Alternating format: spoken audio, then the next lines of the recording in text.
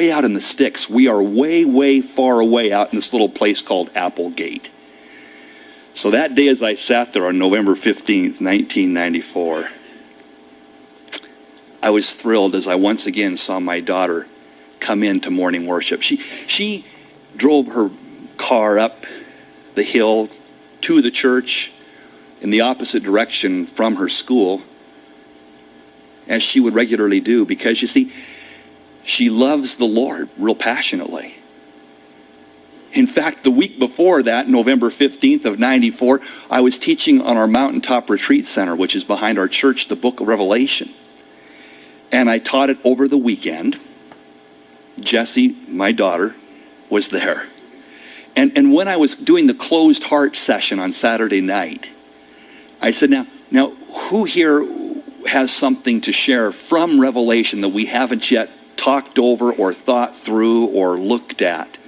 My daughter Jess raised her hand and says, she says, Daddy, when you sent us out last hour to do some contemplation, she said, I haven't seen this before. She says, but did you notice the way that the last 7 bowl judgments, when there's wrath being poured out, the 7 bowls, how each of those last 7 bowls relates perfectly to the last 7 sayings of Christ on the cross? And she went from bowl 1 to saying 1, bowl 2 to saying 2, bowl 3 to saying 3.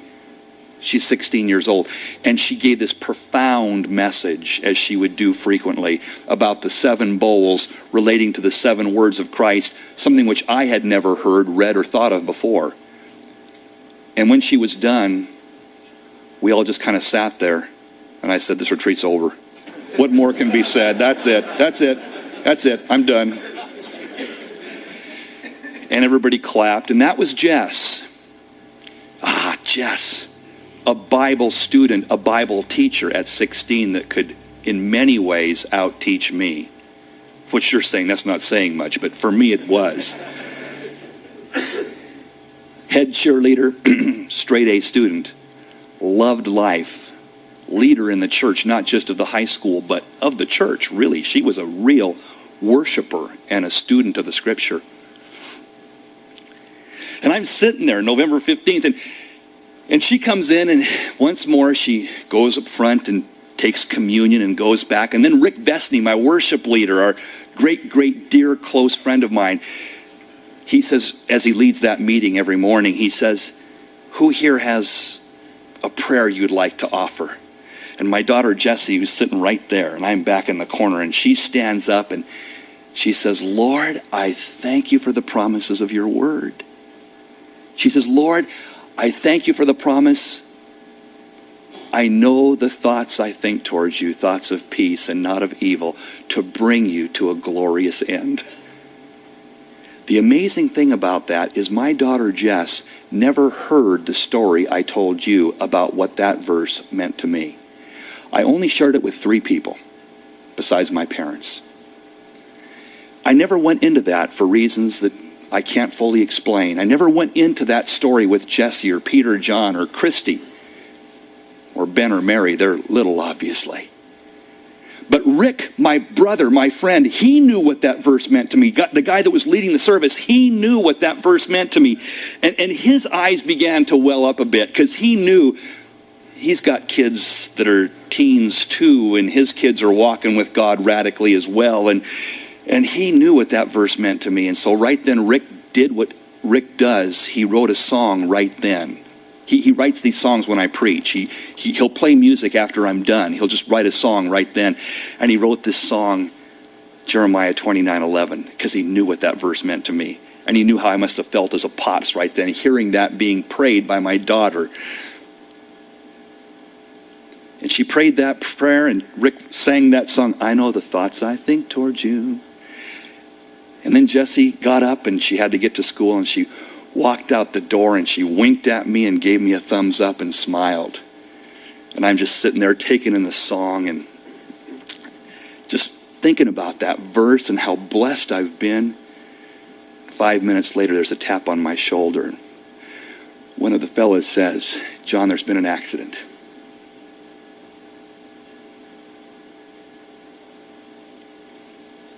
So I got in my car, went down the hill.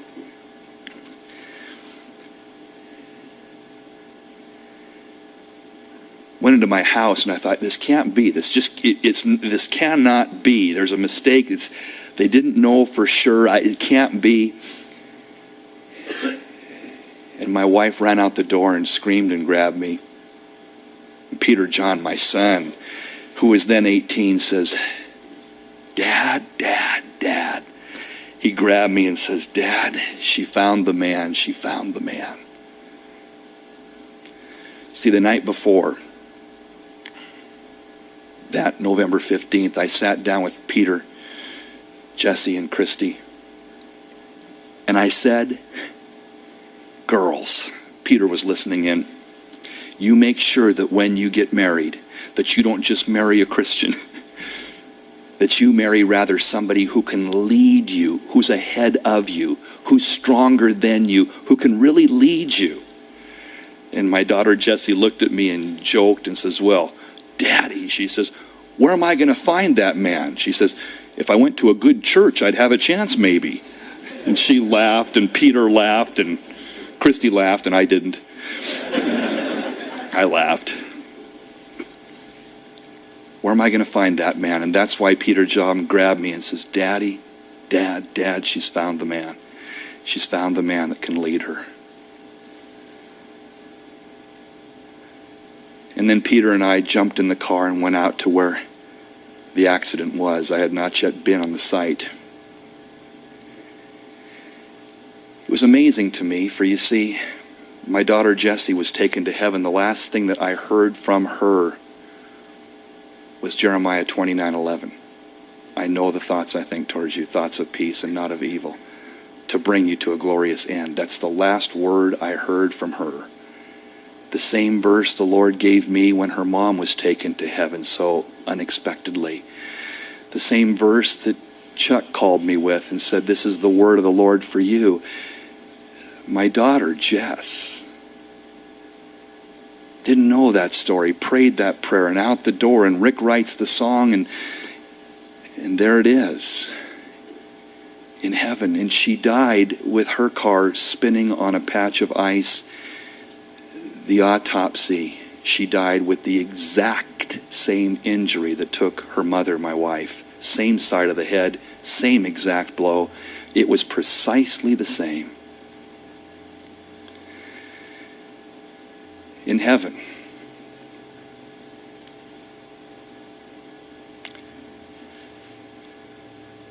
And so last Father's Day, my boy Peter John comes back home from Vanuatu, where he's running our mission base there.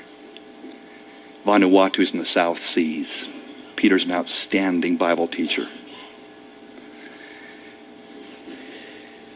And he comes home. He's only home for about a week, less than that really.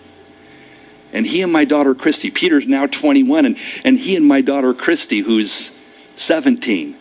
It was Father's Day, you see, and after services they said, Dad, we're going to go into town and get a burger and a shake, and we'll be back. And I said, oh, come on, guys. And, you know, the grandparents are coming over and all the family's showing up, and are you sure you got to go now? We'll be right back. And I was ticked off because I wanted to be there, you know, helping get the lawn done and the leaves raked up and this place all set to go.